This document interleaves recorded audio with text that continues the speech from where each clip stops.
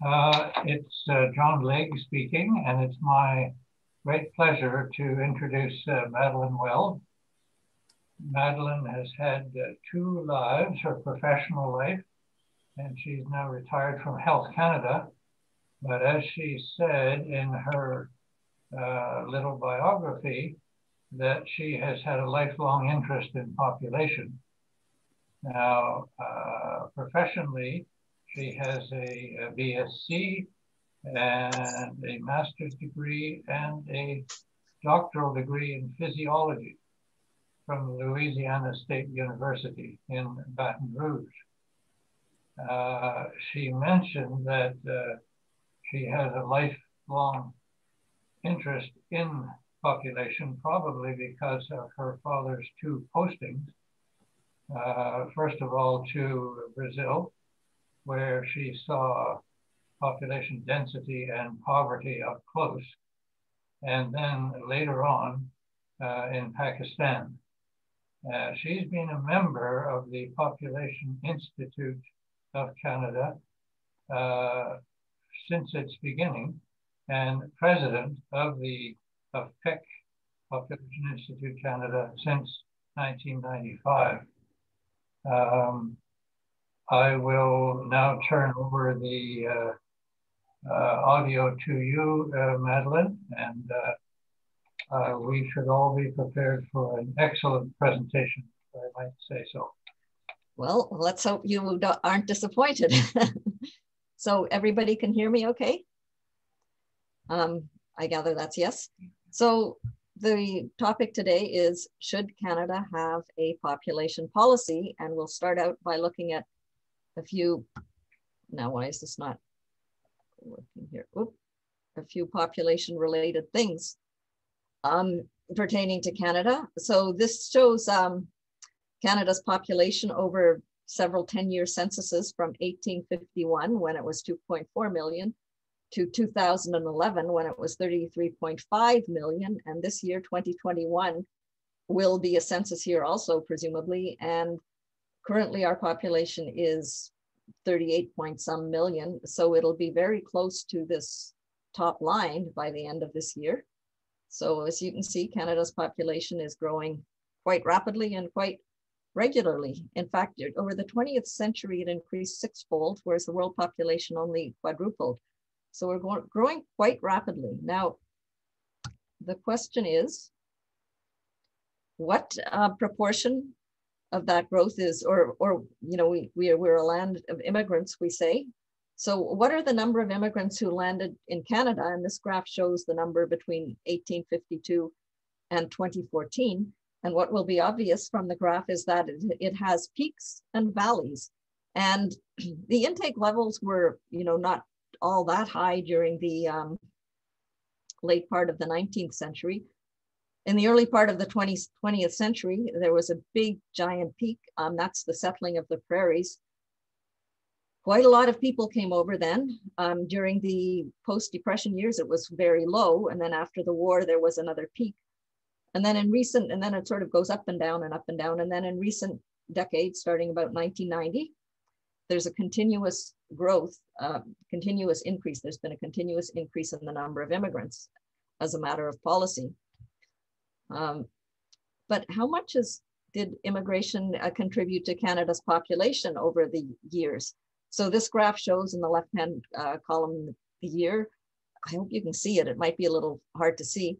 The population show in the second column from the left. And then for the time period, the first blue column there, this is a work of Roderick Bojo. It showed the contribution of immigration from the time period. So for the 1871 census, it would be like from 1861 to 71, for 1881 from 1871 to 81, etc. And the right-hand column shows the contribution that immigration made to population growth.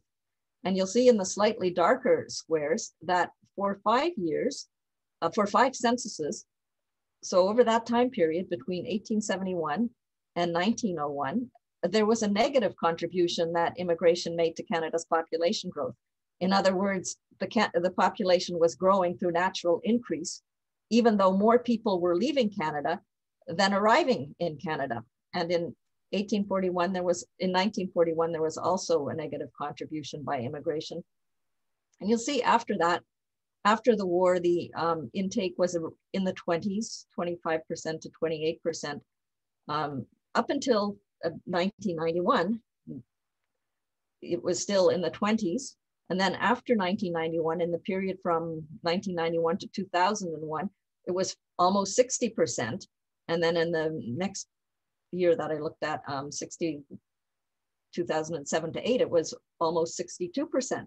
So there was a huge jump in 1990 of the contribution of immigration to Canada's population growth. Well, why would, oh, and this also shows in the later period how it's increased since then. 1992, it was about 45%. In 2017, it was up to 75%. And it's been increasing. It's probably close to 80% now that immigration contributes to Canada's population growth as opposed to natural increase. So why would there be such a high contribution of immigration starting in 1990? Well, this is a headline from a Globe and Mail article of October 1990. And it says, McDougall wins battle to increase immigration. Minister sees new source of voters for Conservatives. Now, I doubt that you would see such an honest headline these days anymore.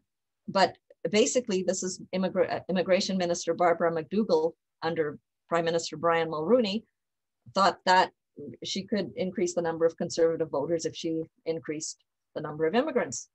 And from that article, it says she won a major cabinet battle by convincing her colleagues that immigration would be good for Canada, increased immigration would be good for Canada economically, and provide the Conservatives with a new source of voters. Now that's my highlighting there. And despite concerns about the financial impact and the country's ability to assimilate new arrivals at the current rate, she would announce that Canada will begin accepting up to 250,000 immigrants a year. So that was in 1990.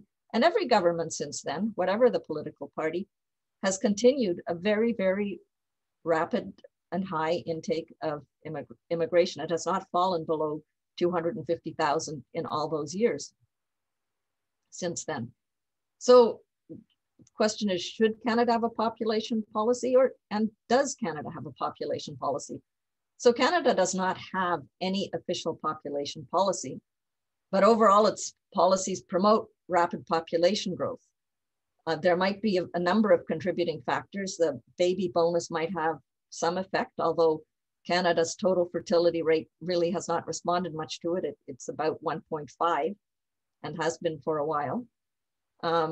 Maybe policies on abortion and medically assisted dying may have an effect, but most people who seek an assisted death, they're not healthy young people. They tend to be close to the end of their lives.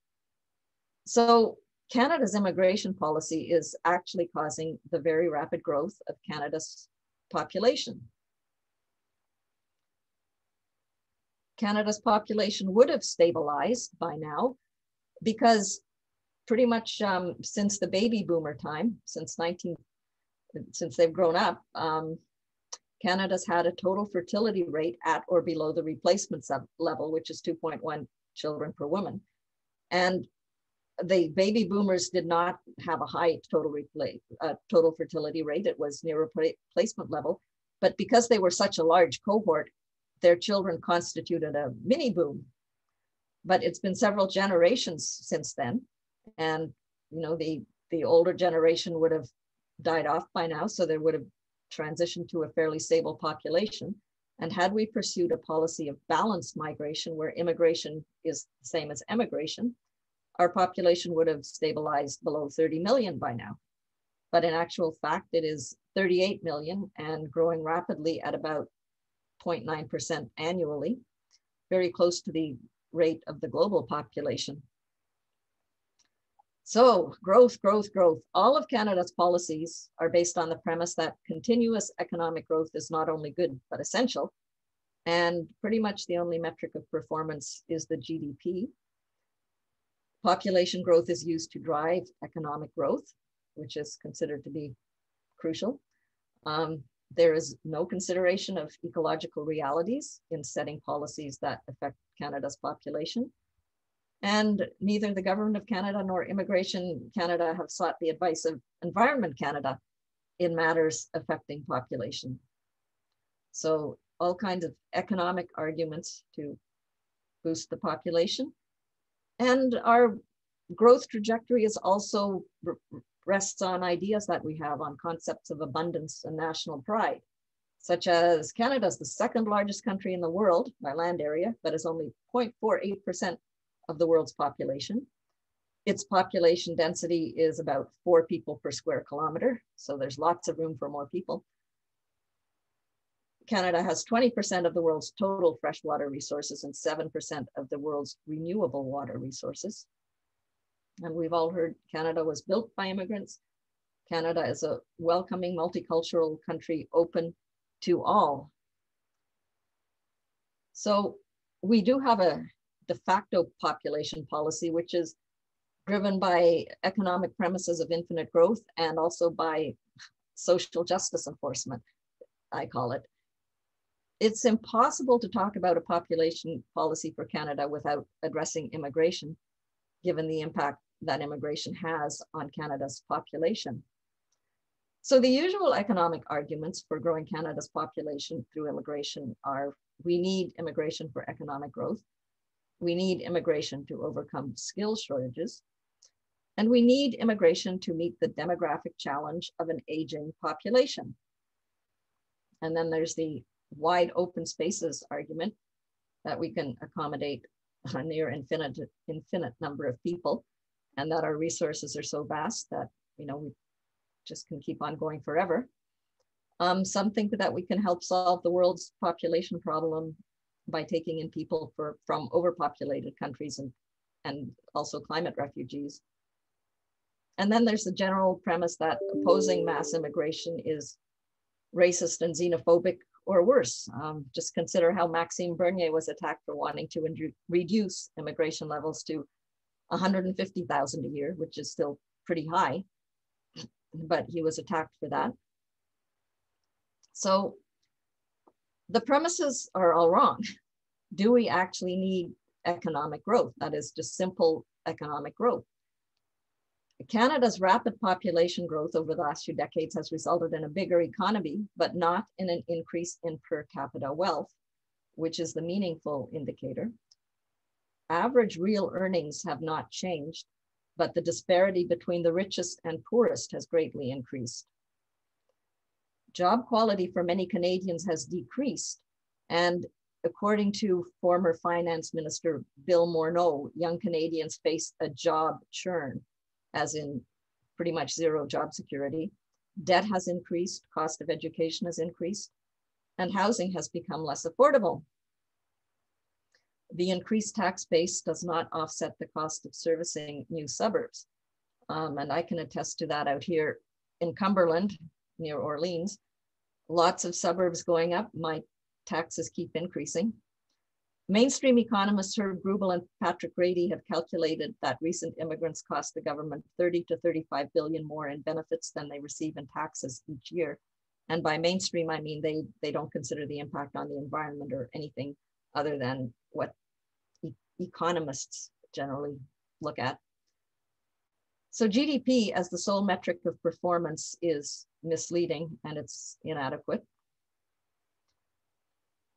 Further to the premises being wrong, what about the skills shortages? Are they so acute that we need 250,000 newcomers annually, which Trudeau now wants to increase to 300,000 and then 420,000 over the next 3 years? The COVID in 2020 put a bit of a kibosh into their proposed intake, which is, I think, why he wants to ramp it up so high to almost 500,000 every year. But if mass immigration is needed to fix skills shortages, why are so many immigrants unemployed or underemployed? And why wouldn't we increase productivity and train Canadians for jobs that need skilled employees, given our high unemployment? Money spent on servicing population growth is money not spent on increasing productivity. Then who did the jobs that Canadians won't do, so we need immigrants to do them in the past? maybe Canadians would do those jobs if they got paid a decent wage. Promoting labor force growth at a time of high unemployment and increasing automation does not make sense. And especially post-COVID, when many businesses are on their knees and barely surviving or not surviving, why into that scenario would we bring even more people? If our population were stable, we wouldn't need to be filling a lot of jobs that currently need filling in construction, healthcare, education, and other sectors. So one of the favorite arguments is we need this mass immigration to contend with our aging population. But several studies have shown that mass immigration has not had any significant impact on Canada's age structure. One was by the C.D. Howe Institute in 2006, no elixir of youth, immigration cannot keep Canada young. And to maintain the current dependency ratio, we'd have to vastly increase immigration. By 2050, we'd be taking in 7 million immigrants per year and our population would be 65 million. That sounds a little crazy, but there's actually an organization called the Century Initiative that wants to have thinks Canada would be better off with a population of 100 million. I think Toronto's crowded now.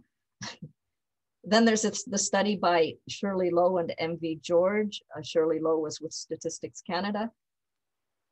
They looked at the projected population size and age structure for Canada and the provinces, and with or without international migration, and they found that it did not have a major impact on the age structure. And Rod Bojo in 2003 paper also looked at the effect of immigration on Canada's population. And again, he did not find a major impact on the age structure, which is not that surprising given that the age distribution of immigrants is not all that significantly different from that of Canadians, given the important role of family reunification, which brings in parents and grandparents as well as grandchildren. And of course, immigrants get old like everybody else. So maybe we should look to Japan, which has a declining population and is doing better economically than most countries with growing populations.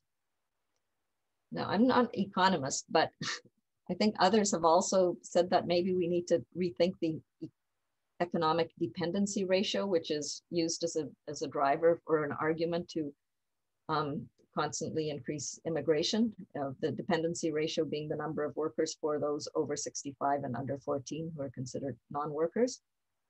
But many seniors are healthy and productive and not dependent on their children. Some are still working.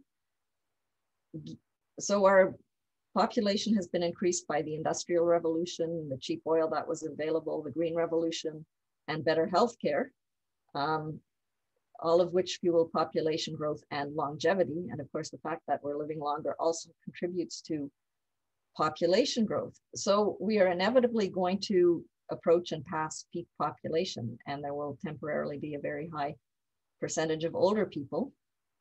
That's just a transition we're going to have to go through. And we cannot fix this with a Ponzi scheme. We can't fix this age pyramid with a Ponzi scheme of continuous population growth to maintain the dependency ratio. So this is a slide from John Mayer of Canadians for a Sustainable Society. How has all this growth benefited Canadians? The blue line shows the rate of growth of various cities, and you can see on the far right, Barrie has a crazy fast rate of growth. The red zigzag line shows life satisfaction as determined in a survey, with the black line showing linear, making that line linear. And it shows basically a negative correlation between rate of growth and life satisfaction. So clearly, life satisfaction is not a parameter that is being taken into consideration in this growth. So what about those wide open spaces that we have room for? Well, most of Canada is uninhabited for the same reason that Antarctica is uninhabited. It's not habitable. 80% of us live along the US border, within 100 miles of it, and on about 7.3% of our land surface area. So real population density is actually about 10 times higher than the crude statistic obtained by dividing surface area by population. And a large number go to Toronto, Vancouver, and Montreal, and 90% settle in Canada's largest metropolitan areas. So those vast open spaces are not being inhabited, regardless of how many immigrants we take in. Then has anyone considered the cost in terms of transportation and food and goods to those uninhabited areas, the energy that would be needed for heating, the greenhouse gas emissions that would result from accommodating a dense population in the north? The north cannot support a dense population. The original inhabitants who survived by hunting had a much, much lower population density. So by 2001, we'd lost over 23,000 square kilometers of dependable farmland to urban and rural settlement, and another almost 12,000 to transportation, for a total loss of, and this is by 2001, by a total loss of about 35,000 square kilometers. And I don't think we've gained any of those, in as much as those losses are irretrievable. And then in terms of greenhouse gas calculations, we worry a lot about greenhouse gas calculations, and these are some calculations made by John Mayer, who can correct me because he's here attending the meeting. So the greenhouse gas emissions for Kyoto were supposed to decrease, for the Kyoto Accord, were supposed to decrease by 6% from 1990 to 2012, but they actually increased by 21%. They rose by a total of 156 megatons. Oil sands accounted for 70 megatons, but at the same time, Ontario had reduced emissions by 30 megatons by replacing its coal-fired generators, so that the combined increase would total 186 megatons. If you subtract the oil sands from those 186 megatons, you get 116 megatons to account for. On average, each Canadian emits 20 tons of GHGs per year, which is 3 times the world average, but we live in a cold country with long distances. But between 1990 and 2012, Canada's population increased by 6 million. So if you multiply 6 million times 20 tons per capita, you get 120 megatons, which accounts very well for the 116 megaton increase in greenhouse gas emissions during the Kyoto Accord period. So if you have the wrong premises, you get the wrong conclusions, as in garbage in, garbage out. The rampant growth of Canada's population in recent decades has not increased the economic or psychological well-being of Canadians. It has had a negative impact on the environment and biodiversity. It has converted scarce and irreplaceable farmland to urban uses. Mass immigration is the largest contributor to Canada's rising greenhouse gas emissions, and it's contrary to advice presented to the Canadian government itself. Essentially, the need for growth is a bill of goods being sold to Canadians and promoted by the profiteers of growth and the media they own, because somebody has to be profiting from growth. As we saw, political leaders use immigration as a tool to attract the ethnic vote. Speculators, of course, benefit from growth when the land they hold becomes very valuable. Developers benefit from growth and are major contributors to the campaigns of city councillors, which of course has no effect on the city councillors. Bankers get more mortgages when people buy houses. Cheap labor businesses benefit from growth. So a few benefit from growth, but the costs are borne by all of us. So has the government of Canada received advice on population growth? Well, it actually has, and I'm going to mention 3 of them here. In 1976, the Science Council of Canada produced a report called Population, Technology and Resources. Did I say 1976? That was.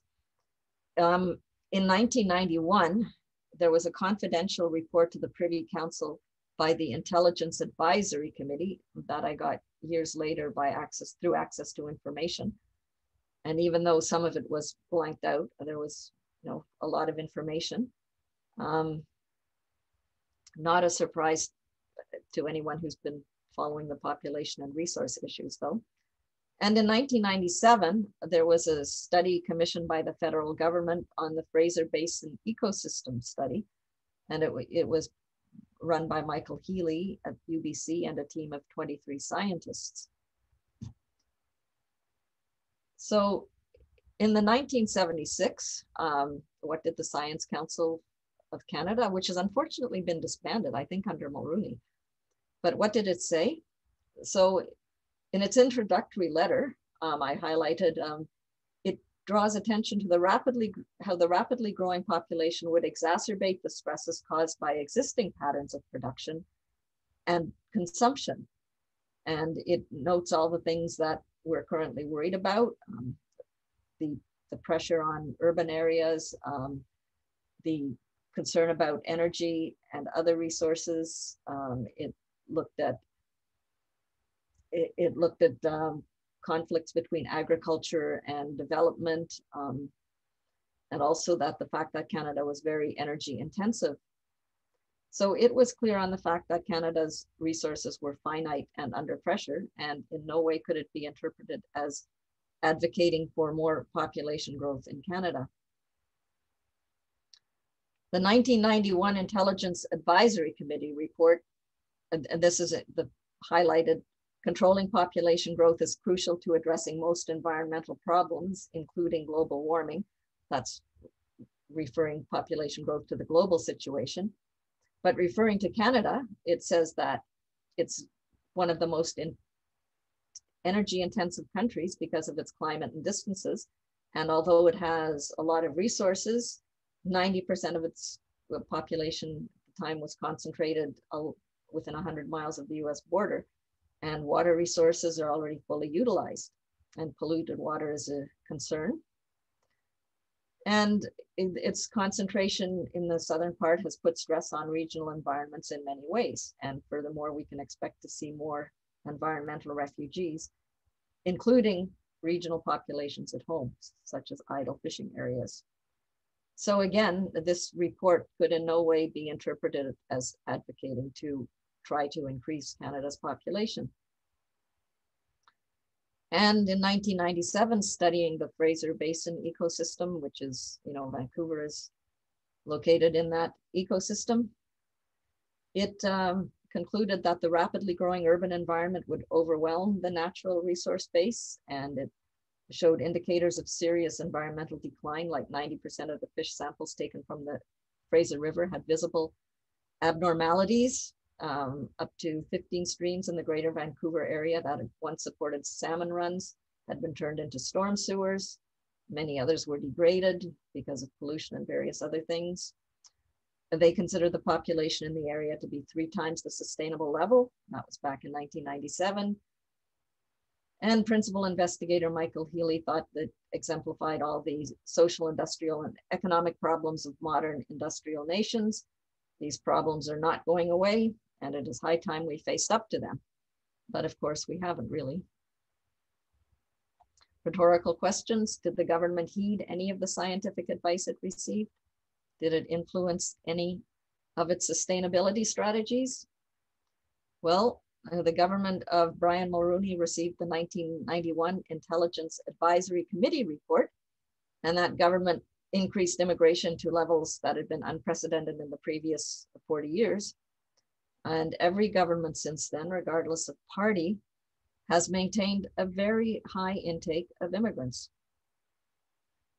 So the federal government produces these sustainable development strategies periodically, and the latest one is for Canada from 2019 to 2022. This strategy makes no mention of the human population. Interesting. The word population or populations appear 50 times, but only in the context of wildlife population. The word immigration doesn't appear in the document, the main text of the document at all. It only appears in Appendix 4, where it lists the departments that are supposed to table development, sustainable development strategies. And one of those is Immigration, Refugees, and Citizenship Canada. But the document itself addresses neither the human population nor immigration. The word growth appears 93 times, but every time in association with the words clean or economic or technology.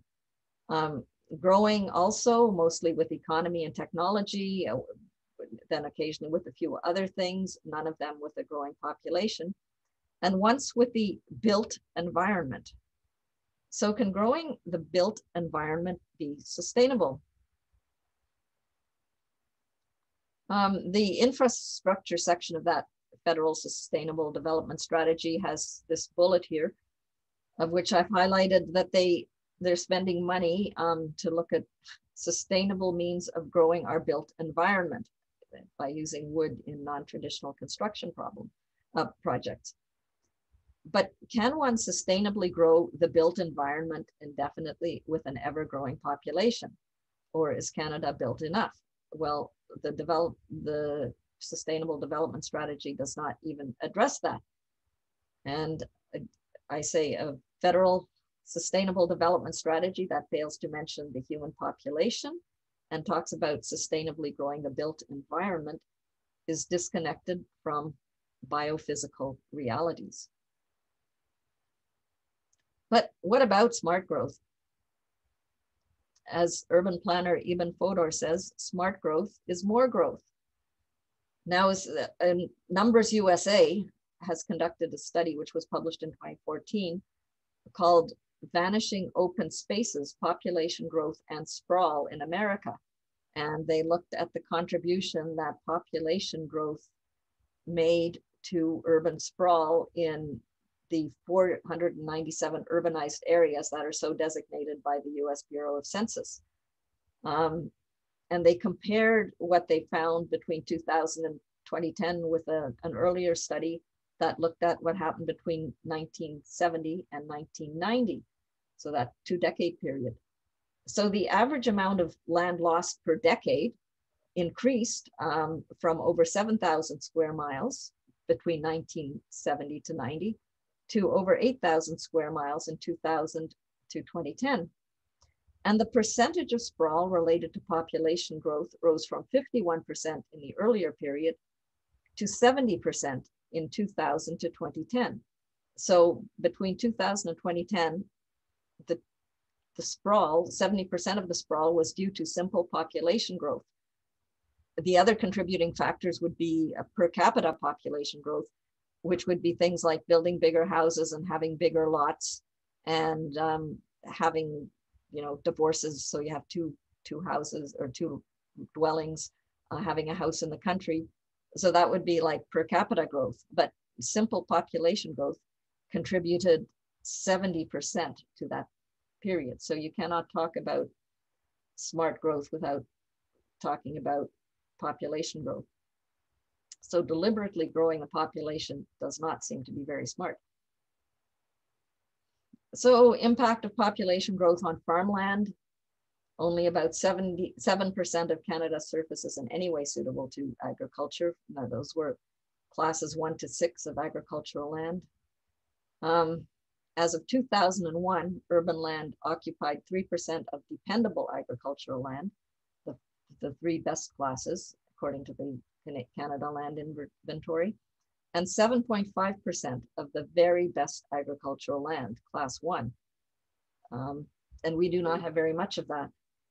52% of Canada's best farmland, class 1, is located in Ontario, most of it in the heavily urbanized southern part. Over 18% of that farmland is now being used for urban purposes as of 2001, very likely more by now. I looked at the other day on what COSAWIC, the Committee on,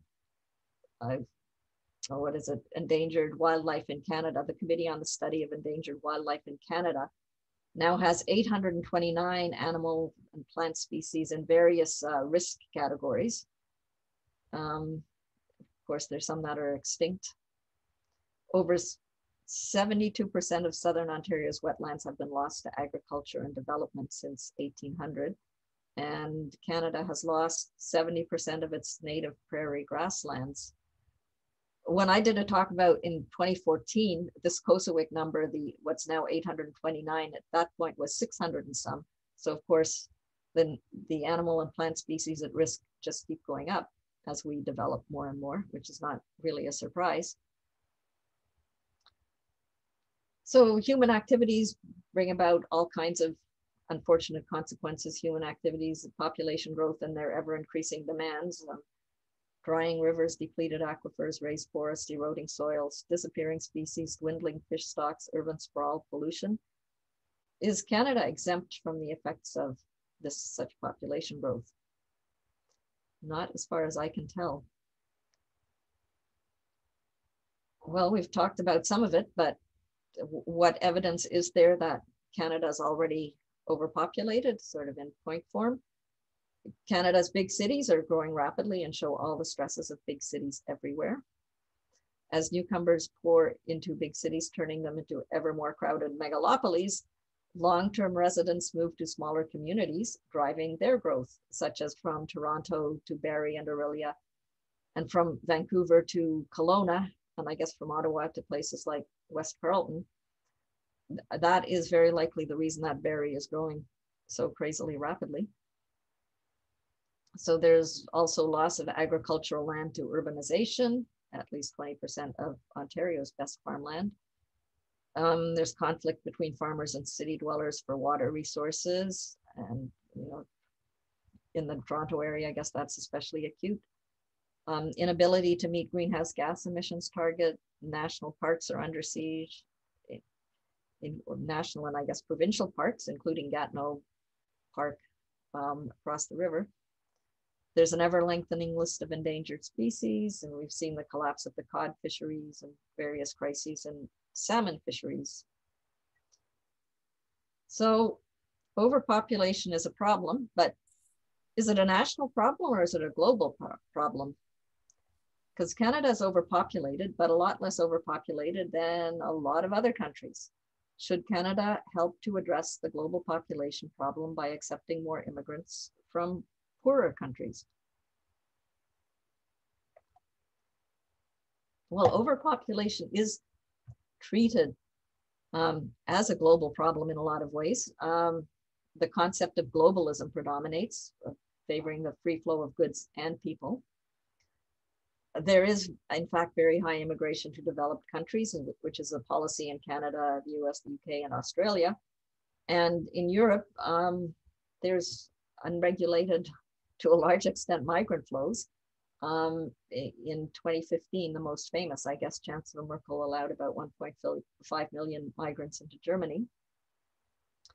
The 2018 UN Compact on Safe, Orderly, and Regular Migration is essentially an open borders compact.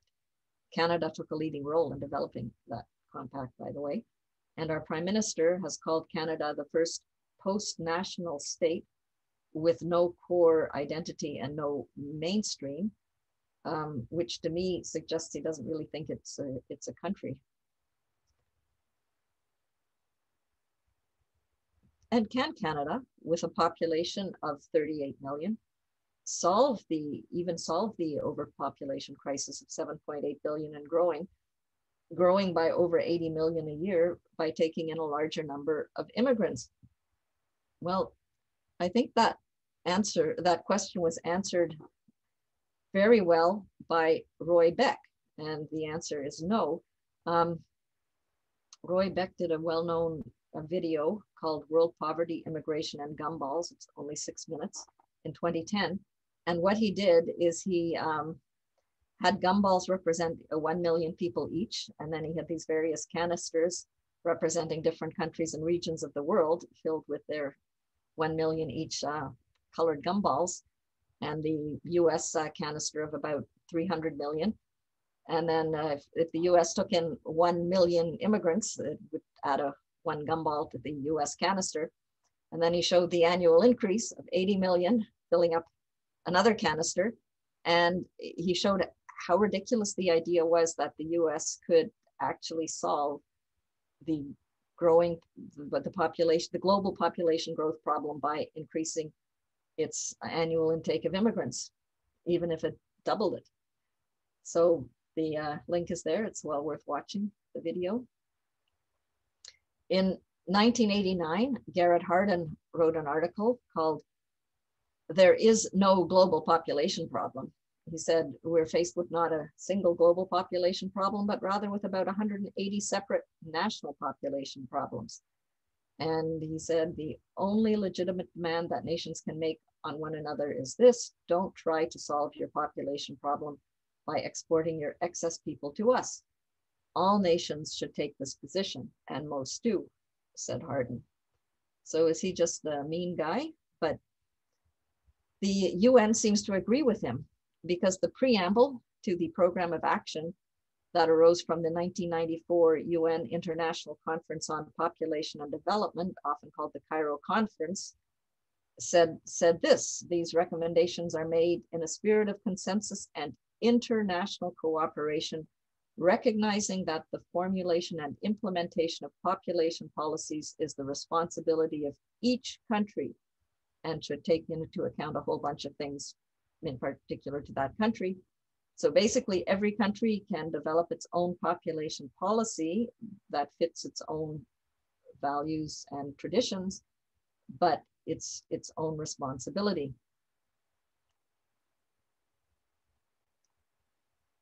Well, what are the downsides of making human overpopulation a global issue? It won't solve the problem. As Garrett Hardin said, population, like potholes, is a local issue. It provides a safety valve for countries that don't address the problem. For example, Egypt, the Philippines, and Haiti have each exported about 10% of their population. They're overpopulated as it is, but that's after having exported or sent away that a large percentage of their population. Remittances sent by migrants to their country of origin promotes the continuation of business as usual. Except in some cases for refugees, we're not taking in the truly needy. We're often taking in the best and the brightest that are most needed in the country of origin. Migration turns low consumers and GHG emitters into high consumers and GHG emitters. On average, in Canada and also the US, the average immigrant increases GHG emissions by a factor of 4.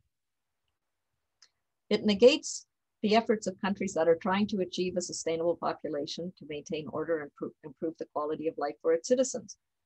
Open borders and a burgeoning global population will quickly overwhelm the efforts of those countries and reward the least responsible countries.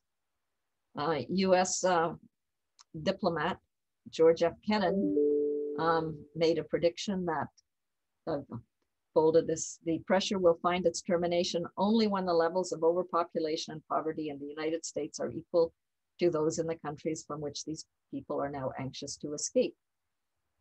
Because if you keep your house in order and everybody can come in, what is the point of trying to keep order in your own house, sort of thing?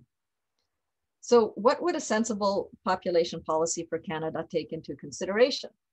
Well, in the first place, it would take into consideration the actual carrying capacity based on actual biophysical realities, such as the suitability of much of its surface area for human habitation and the ecological cost of settling people there, the conflict between growth and protecting agricultural land, the needs of other species for habitat, the finiteness of non-renewable natural resources, and the capacity of renewable resources to regenerate so they are not over-harvested, like the codfish. It would also take into account the well-being of its citizens based on valid metrics, not just the GDP.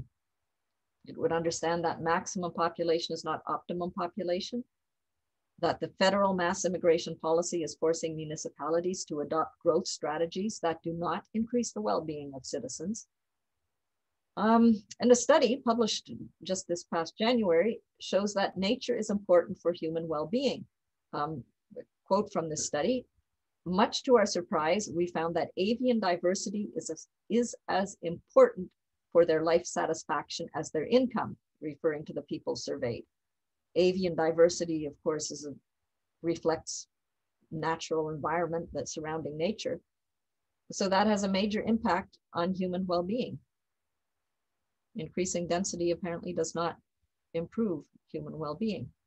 So how should Canada go about developing a population policy? Well, these steps could lead to a population policy.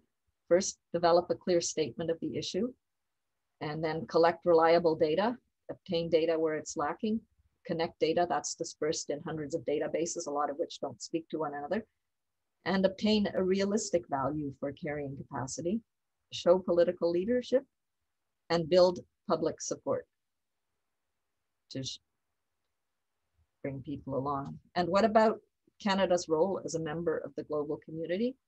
Well, Canada can stabilize its own population and be a good global citizen. It can make family planning a significant integral part of foreign aid, consistent with the needs and wishes of recipients. And this government is pretty good about foreign aid for family planning. In addition to material help, it can share its knowledge and expertise on sustainability issues. It can reward countries that are striving to achieve a sustainable population with additional aid or assistance. And it can lead by example and show that a stable and decreasing population is economically viable and promotes human well-being, as well as allowing other life forms to thrive. So, in answer to the question, should Canada have a population policy? I say yes. And I refer to an article written by Tony Castles and myself, Why Canada Needs a Population Policy, which we submitted to a standing committee on immigration in 2001 and then slightly revised in 2009, which you can find on our website, because most of Canada is not really suitable for habitation. So we have a little big country to live in. Thank you for your attention. Good stuff. Good. Very good. Thank you, Madeline. You are muted. I am muted. No, sorry. I'm just reading what was on my screen. Oh. Okay. There we are. A good organized organizer has already confused the issue.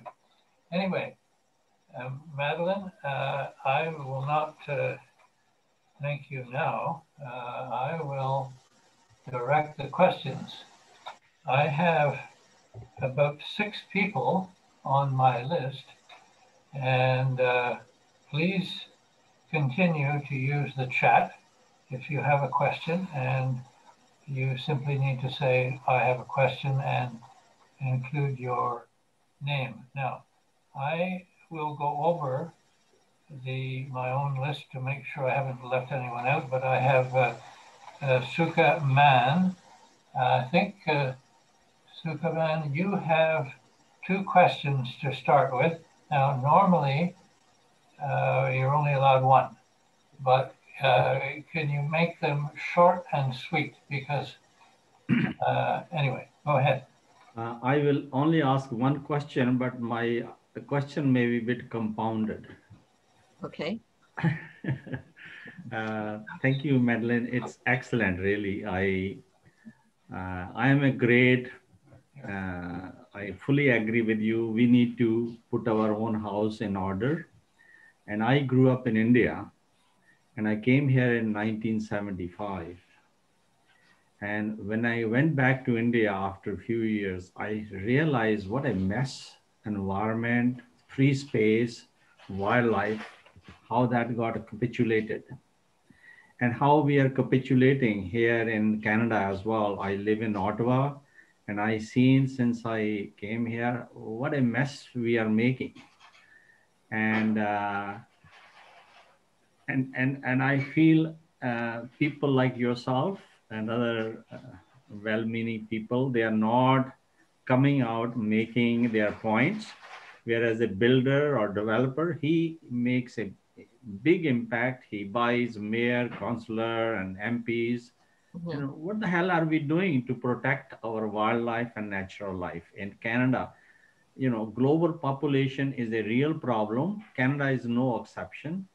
Why are we not able to make any impact on our, you know, we have a deputy minister, they are supposed to be well educated. We are supposed to have senator, they are supposed to be well educated. How come we don't have any impact on them? Well, I think the people with the money have a lot more impact on them than we do. And the people who promote growth own the media. It's hard I occasionally get a letter into the editor or something like that, but it's very difficult and you have to keep it short. You know, you can read a pro-growth op-ed that has about 10 points you'd like to address that really annoy you, but in a letter to the editor, you can only address one and make your point. So I think that's a big thing. Because when I look at comments to articles and various things, and even some of the things that Population Institute Canada tweets, it seems that a lot of Canadians are not crazy about the growth that's happening. Just yesterday on the radio, I heard that over 100 citizens like got together to buy a chunk of land in Chelsea, that a forested land that a developer was trying to buy. The owner was selling it, and the developer wanted to put in, you know, a bunch of houses and stuff like that.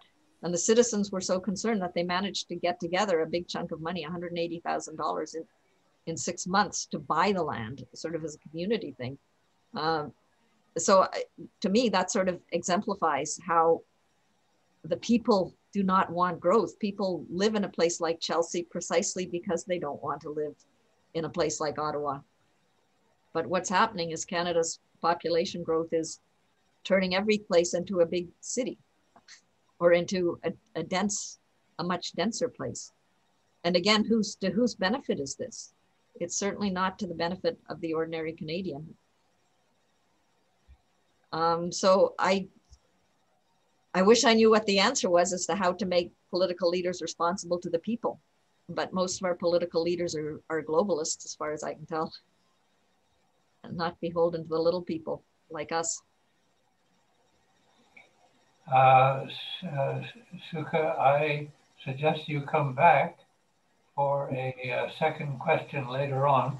Okay. And at my first questioner, I actually failed in my new mandate, but I see that Art Hunter is already up and ready to go. So I should say that Art is the next questioner with John Hollins next on deck. Art?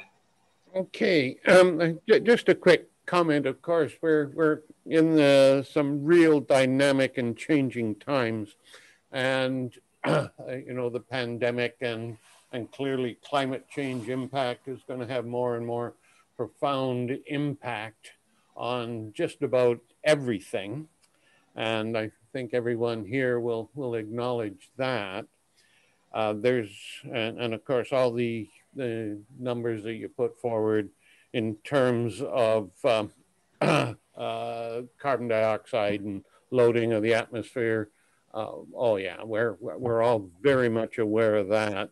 But there's activities that are going on in terms of trying to find alternate fuels and technologies and what have you. So that doesn't mean that population is not a problem. It just means that there's a lot of moving pieces that are all moving at once. One of the things that really bothers me, and I'd be interested in your comments on this, that with climate change, we can expect a lot of forced, well, maybe not forced migration, but migration that is going to come. How do you seal your border? How do you stop immigrants from coming up from the south? Well, I think that's pretty well impossible to do. Your comment? Well, it could be.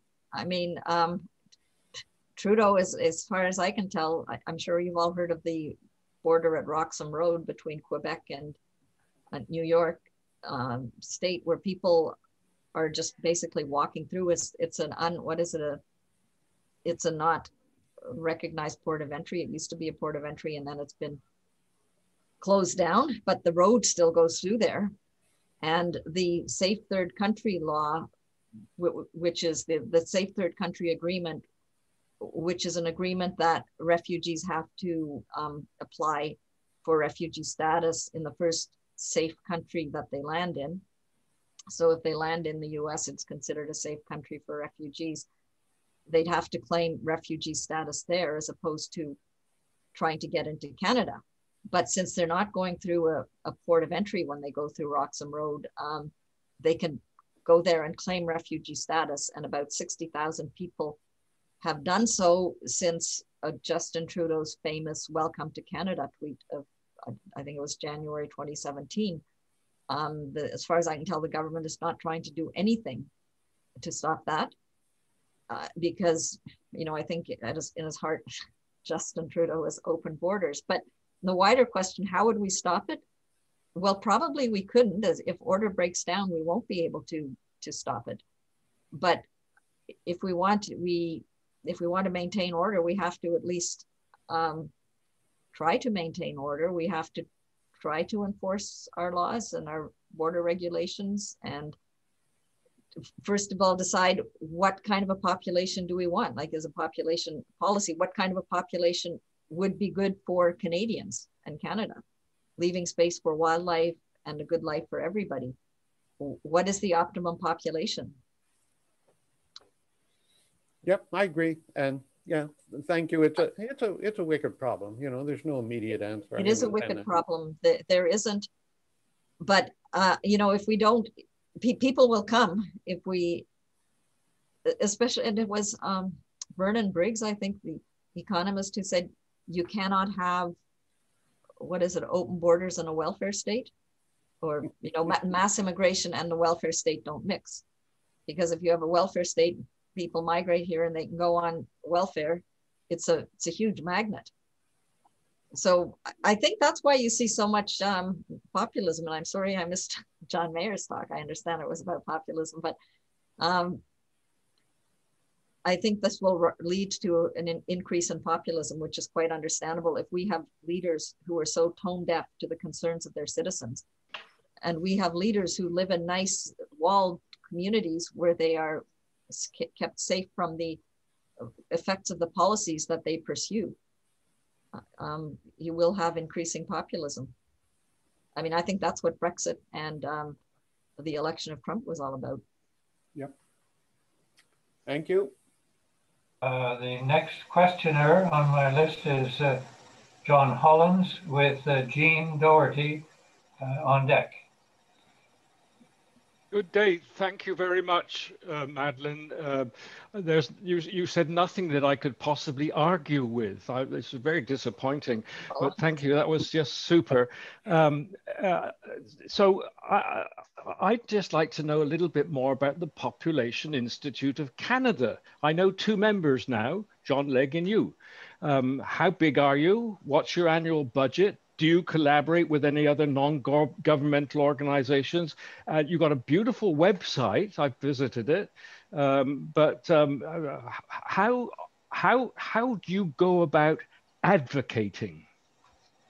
Well, we put out 2 mailings a month. At the end of every other month, we put out a newsletter, and in the other 3 news releases, the other 3 mailings are news releases. We pick an issue and talk about that issue or something that happened in the news lately and discuss that.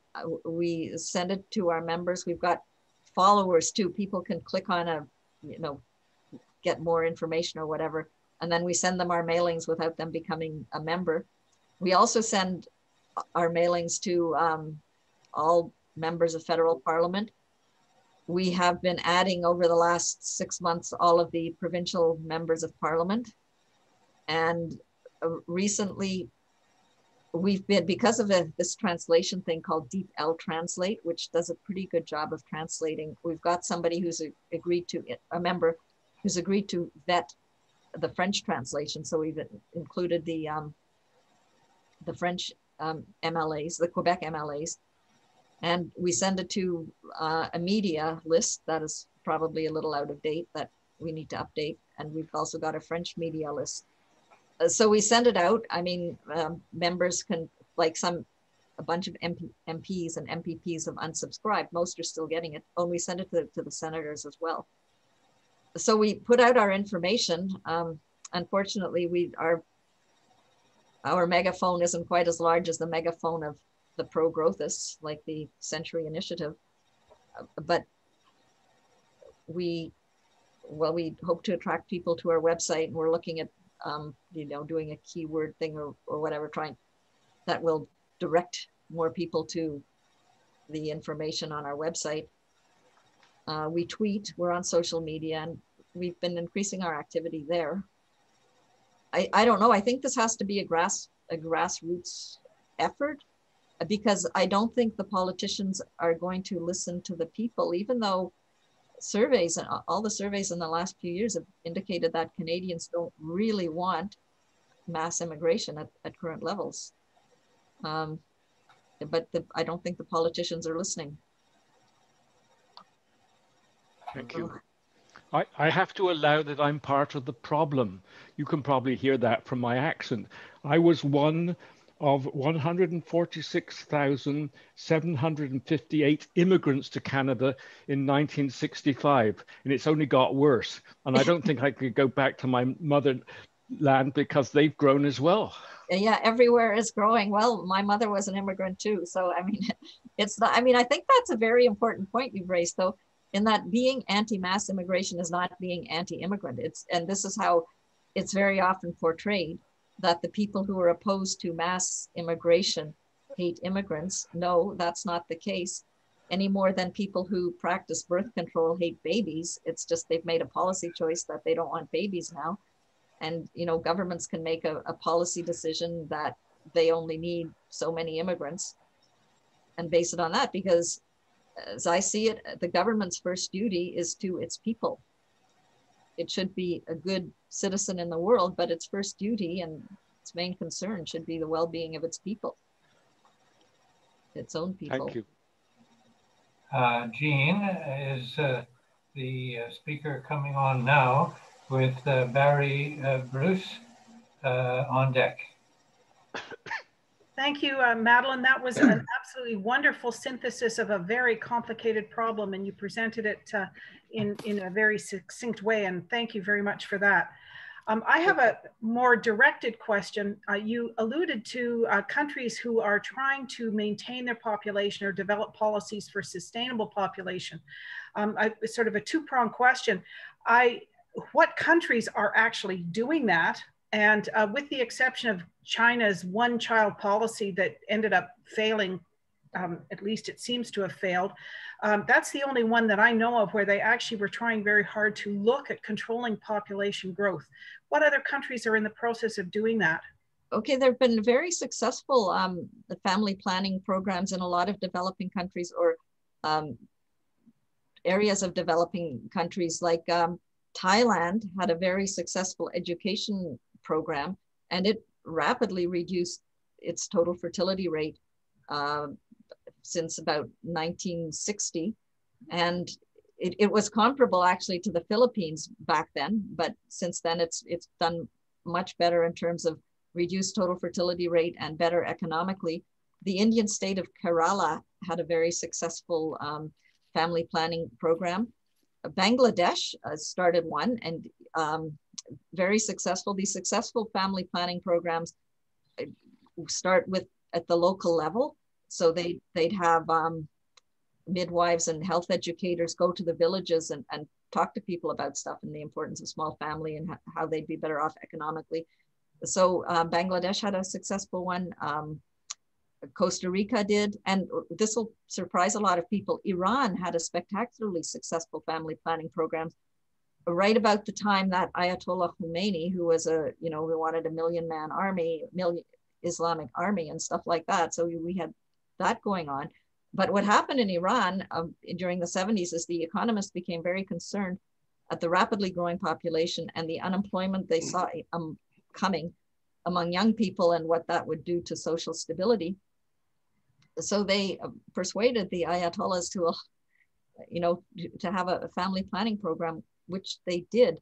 And it was very successful. It involved people going to all of the little villages on horseback or donkey back if they needed to, if you couldn't access it by car, showing them the full range and options for family planning.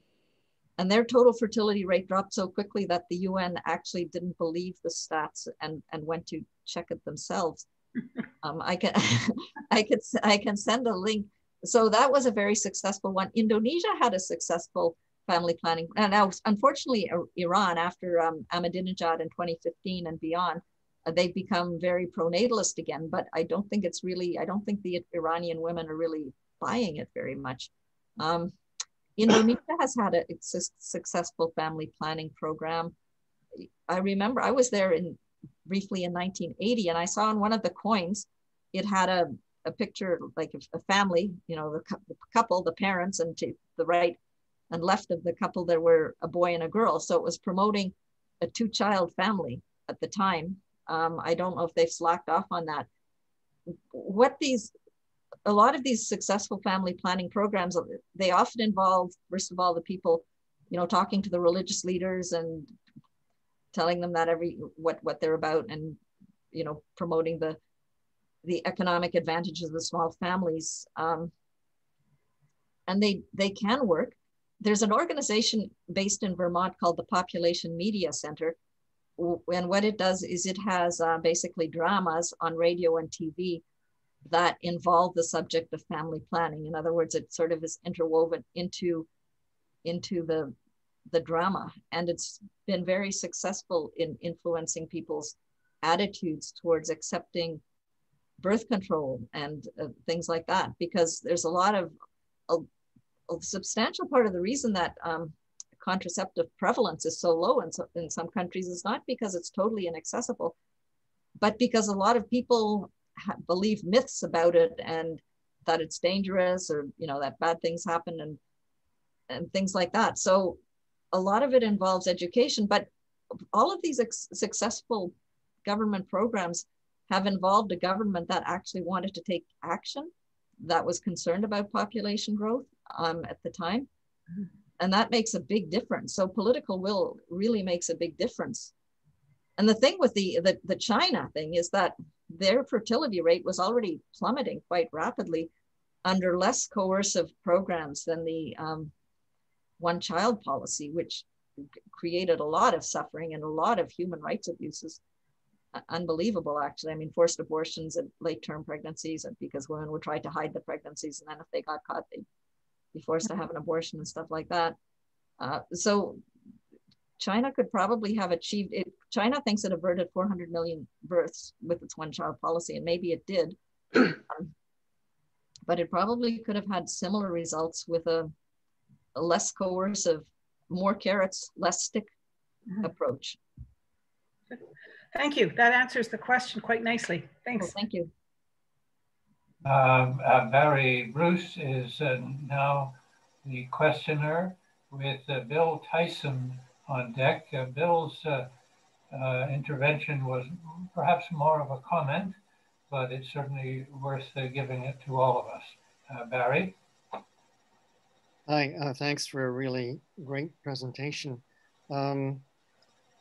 I guess I'm worried that Donald Trump was right on this, but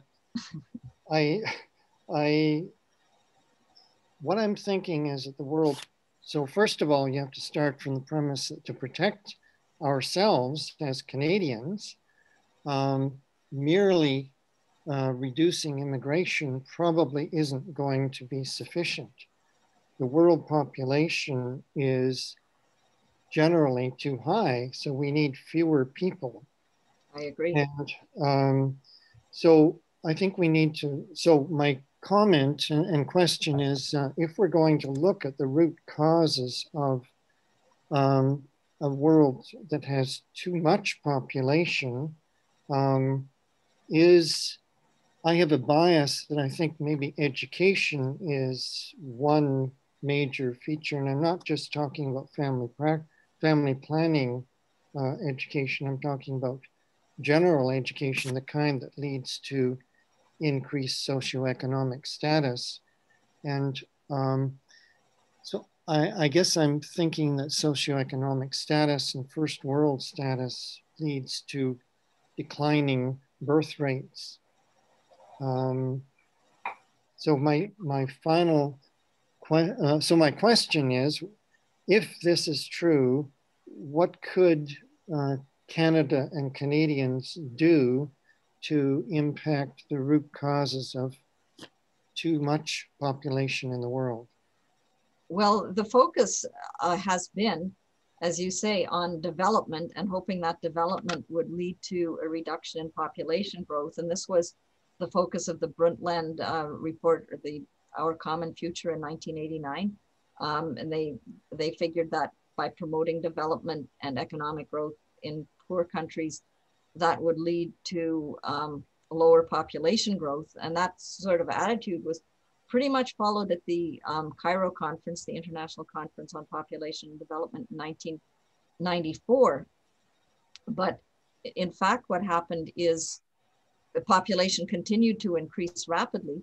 And it's possible to have high levels of education and still have a high fertility rate. The Philippines is a good example. It has a very high literacy rate, including a very high female literacy rate, which is actually a little bit higher than the male literacy rate in the Philippines.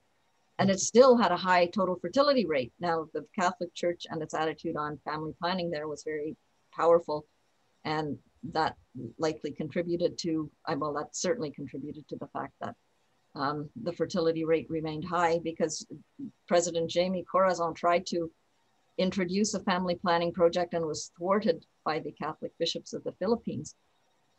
And literacy rate did increase, but family planning, but population growth increased as well. In fact, after the Cairo conference, the total fertility rate in Kenya increased a little bit because the population was de-emphasized and development emphasized. Jane O'Sullivan in Queensland, Australia has shown, she's come up with an argument, and she says that it's actually not development is the best contraceptive, but rather contraceptive is the best economic stimulus. And she took two sets of two countries that were similar at one point in time in total fertility and per capita GDP. One of them, in fact, was Thailand and the Philippines. And what she showed, and another was Syria and Tunisia, where Tunisia had the family planning project, and there were others. But what she showed is that actually it's not that per capita GDP caused a drop in fertility, but that per capita GDP went up when fertility dropped below 3 kids per woman. So when it was between 3 kids and 2 kids is when the per capita GDP started increasing. So she said her argument is the best thing to focus on is family planning. I mean, educating people about family planning enables them to have fewer kids, which enables them to put more resources per kid. Because if you focus on family planning right away, I mean, you can say, yes, education is correlated to fertility. There's no doubt that the more education a woman has on average, the fewer kids she will have. But if you have a girl at school, you aren't going to have the benefits of smaller families till the next generation. But her mom could still be having lots of kids. But if you focus on family planning and actually educate the women and promote family planning to the parents, you have to have the men involved, they have to be on board. You can have the benefits more quickly. So I think it was a mistake to de-emphasize population control. I'm going to say population control, which is a term that Norman Borlaug, the father of the Green Revolution, used. He said that there will be no permanent victory in the battle against hunger until the forces fighting for population control and food production work in a common cause. So because population control got such a horrible reputation from the one-child policy in China and from the whole vasectomy scandal in India, it's fallen into disuse. But it could be ethical. There can be totally ethical programs directed at reducing fertility in these countries that have very high fertility rates. And Bangladesh, which is still poor, but its fertility rate is falling to very close to 2, which is a good thing as compared to Pakistan, which is still over 4, which makes a huge difference in terms of future population. So for our own protection, what do you think Canada could do? Could Canada stand out in terms of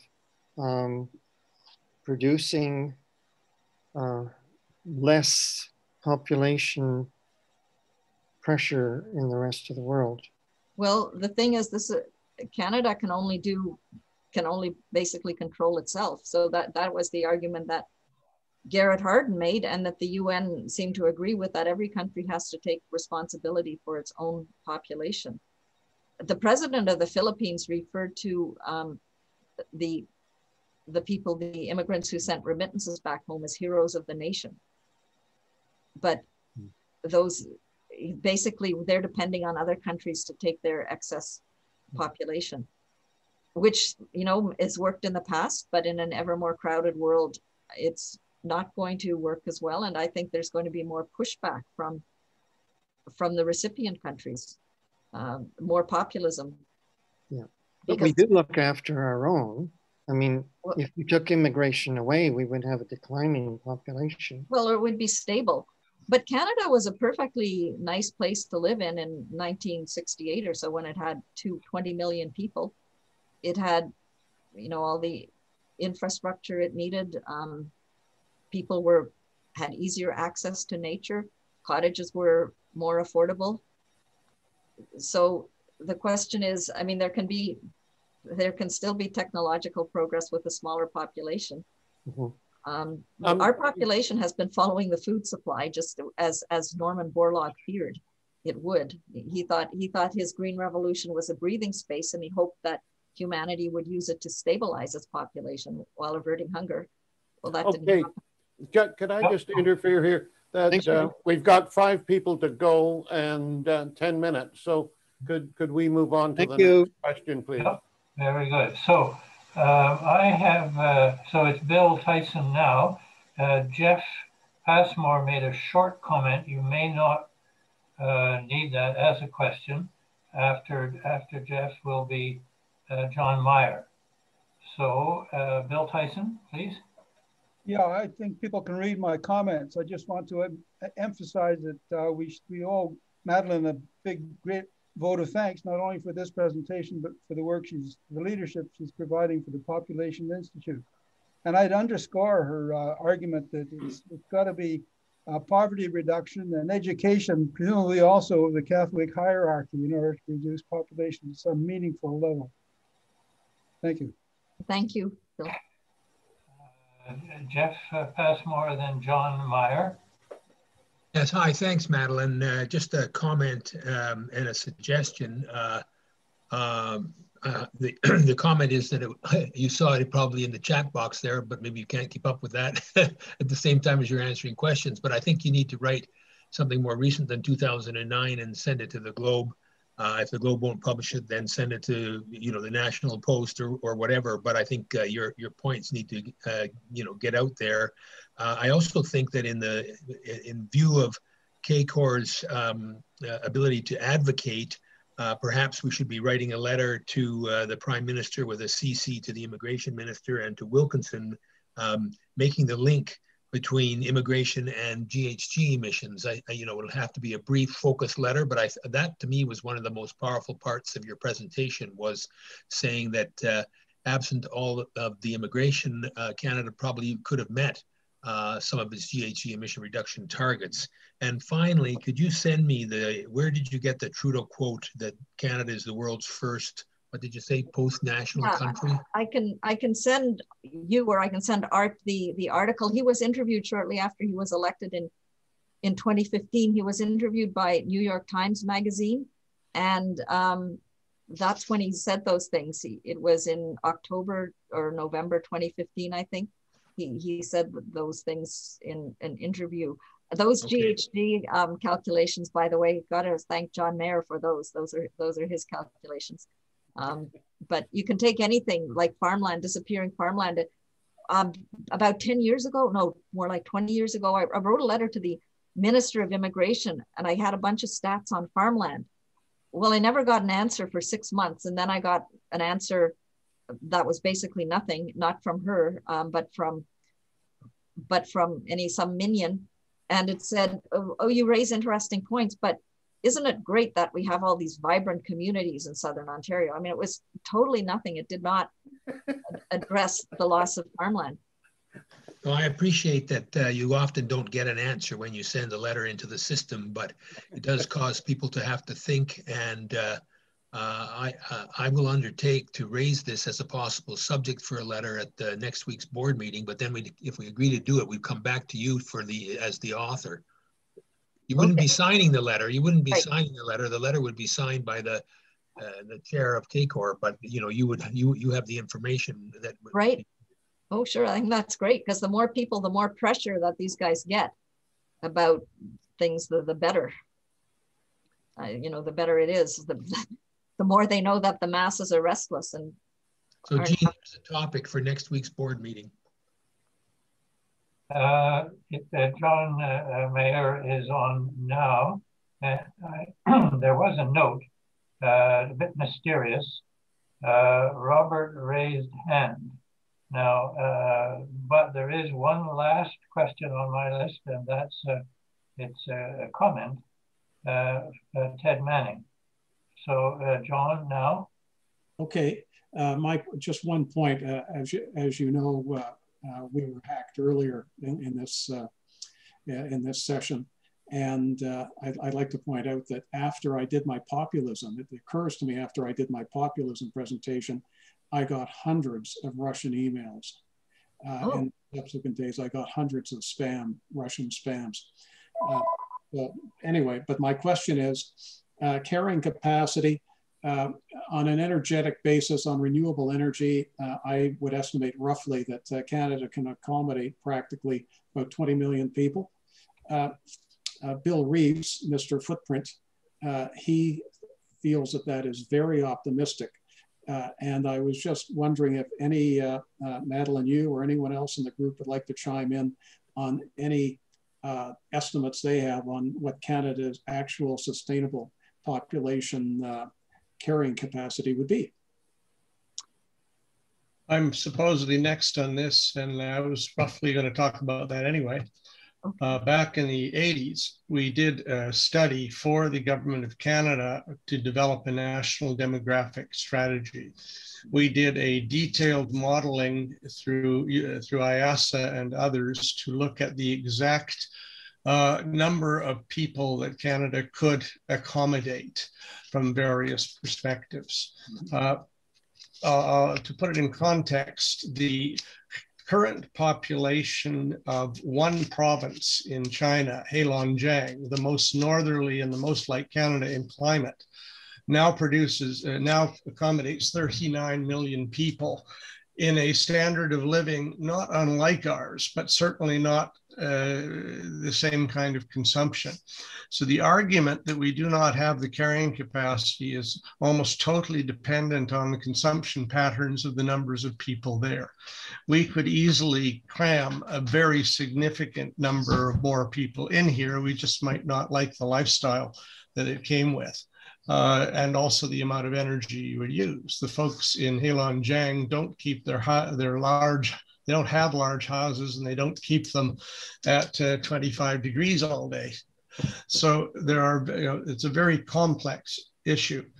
So I'll just go on to my other part of my question, that Canada won't be able to keep its borders closed under any scenario that I can imagine if other people continue to bloat their populations in vast quantities. And we can see there was another model we did at the time that was really a gravity model using people and the GNP per capita at the time, or other measures of differential welfare, economic welfare. And every border in the world that is under stress of people going across it is the one that has the greatest difference, one side to the other, of the level of welfare of the people. So it is very, very difficult for a country to exist without a significant wall if there is a major difference one side to the other of the level of living. So Madeline illustrated a number of the factors that I think are very important, but it's a far more complex model than any one country can handle. So when it comes down to saying, well, can we create the best first class cabin on the whole Titanic and put a wall around it, I'm very skeptical of any ability to do that. And therefore, really changing the whole system and trying to instigate changes in it at a global level is probably the only way we're going to get there from here. So that was a comment. I'm sure Madeline has a comeback on that stuff. Well, on this, I'm sorry to interrupt you, John, but you sort of asked that question. No, no problem, Madeline. On the subject of the Titanic, one of my friends, Tim Murray, has made the point that all the, geez, I wish I knew the terminology better, but bulkheads or whatever were connected. But if they had been completely separated, if you have a wall, you can protect yourself. And people actually believe that, in as much as the rich, like George Soros, who's an open borders philanthropist, he lives in a walled compound. And all of these, open border rich liberals, a lot of them live in gated communities. So they are fine with the rest of the people having to suffer the consequences of their policies. I mean, the crowding, the increased crowding and things like that. Now people in Ottawa are squawking because they want to densify the Alta Vista neighborhood and the people don't want it, and ditto in Westboro. And Canada should consider itself lucky because its only neighbor, well, I guess Russia is a neighbor in a way, but its only neighbor, the United States, is sort of the same level of wealth.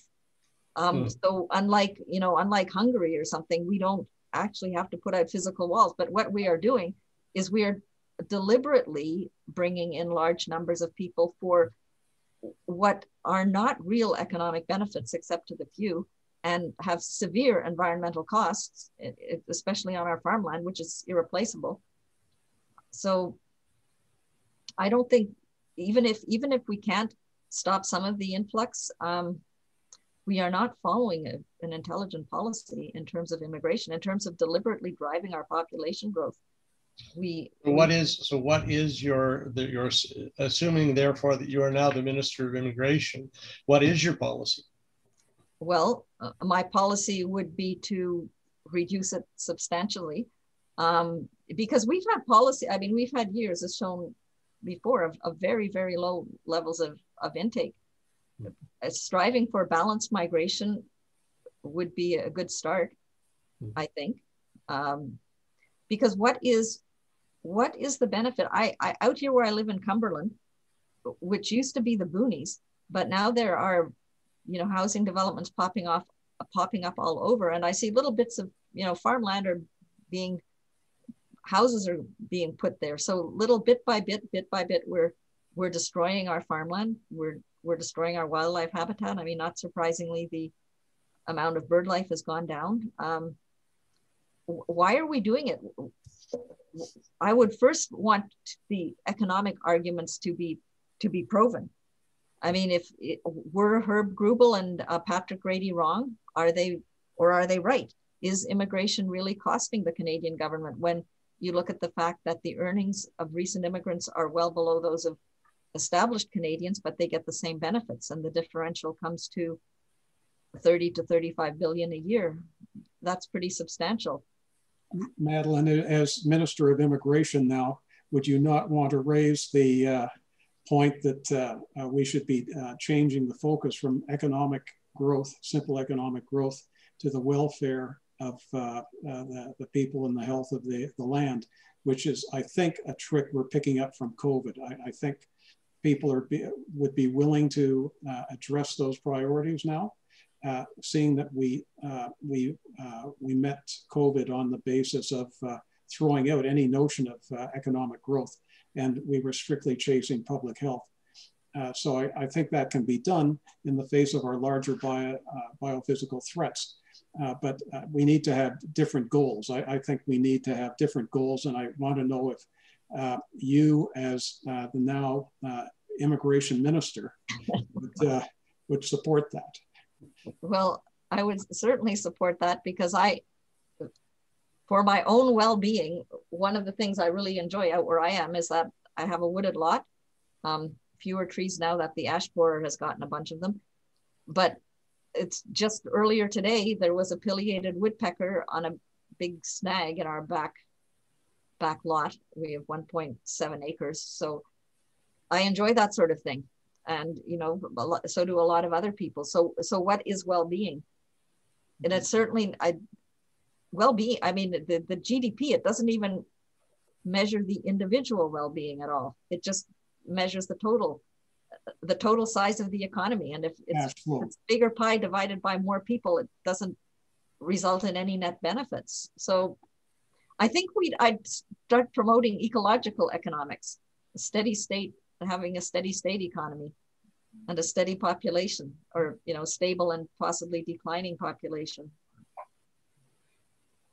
I'd just like to get Art to use his own judgment on this. There was the last question. Gabriella has written one more comment, and that might be the last one. But Art, I'll leave that to you. Do you think you would like to wind this up now? No, Gabriella, go ahead. Sorry, I tried to unmute. Hi, Madeline. Oh, sorry, I guess I have to start my video as well. Oh, now you've... There. There you are. Hi.